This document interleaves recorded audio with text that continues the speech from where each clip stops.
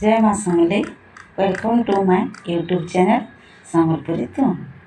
आउ समस्त को मोर जुहार फास्ट यूट्यूब कुकिंग चैनल खोलुछे आ मोर फास्ट वीडियो अपलोड करुछे सेरा सिंपल आलू तरकारी चलू खाना पहला मैं काଣା कली कि मीडियम साइज रो आलू दुईटा नेली आ छोट छोट स्क्वायर साइज रे ताके काटी देली तापर तार संगे टमाटर प्याज लहसुन कंचा मिर्चा धनिया पत्र काटली आ कम मसला नहीं छे जेंदा कि हल्दी मिर्चा गुंड मीट मसला नून दालचीनी जीरा गोलमरीच एने नहीं छे आ सर के काଣା कली मैं पहला गैस रे कढ़ाई के तपे देली आ तापर तेल देली से दालचीनी टिके पकई देली आ से दालचीनी टा गरम हो गला तापर मुई लहसुन पकाली लहसुन पकई देली लहसुन तेल गरम हो गला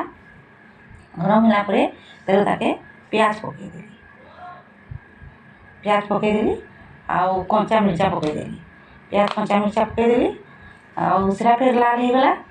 आउ लाल हो गला परे होउछे लाल हो गला कंचा मिर्चा पकई सारा परे तापर प्याज पकाली सेरा भी लाल हो गला प्याज पकामी प्याज पकाली आउ प्याज के भी भाजी देली सेरा ऑरेंज ऑरेंज टाइप रो लाल हो गला आ सेरा के भाजी करी देली आउ देखो भाजुछे आउ सेटा होछे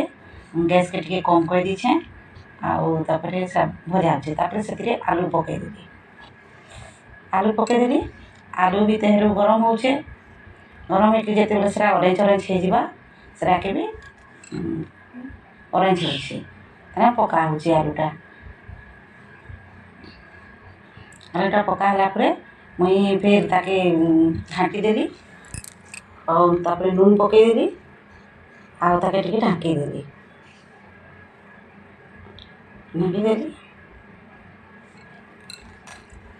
ढाकी देली तापर तार संगे टमाटर पकई देली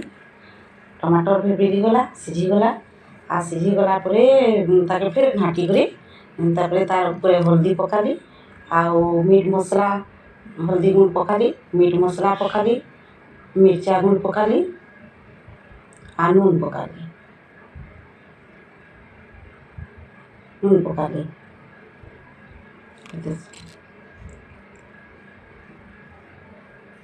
हल्दी पकई के घाटी दीछे पहला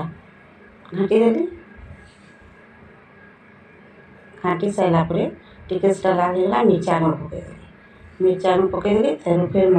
मसला गुंड पकई देली मीट मसलाटा पकाउछे आउ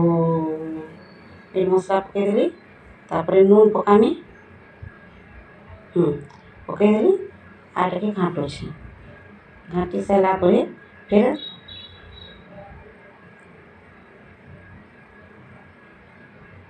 देखो तापर पानी देवी देखो बड़े पानी दिया है पानी दिया है आउ धनिया पत्र पकाती ग्रेवी टाइप करवार अच्छे ना खाती देवी आ सेरा पे गोटे ढकले खाती ढकले खाती देवी ढकले खाती देली तापर आलू तरकारी हो गला तापर ताकू गैस रु ओह्लै कर तार धनिया पत्र तार पर पकई देली आ इहादे देखो मुई भी सर्व करुछे आ ई रेसिपी के आपण माने पूरी किंबा रोटी के खाई पारबे जदि आपण को वीडियोटा भल लागला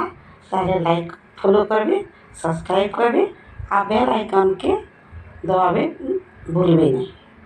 धन्यवाद।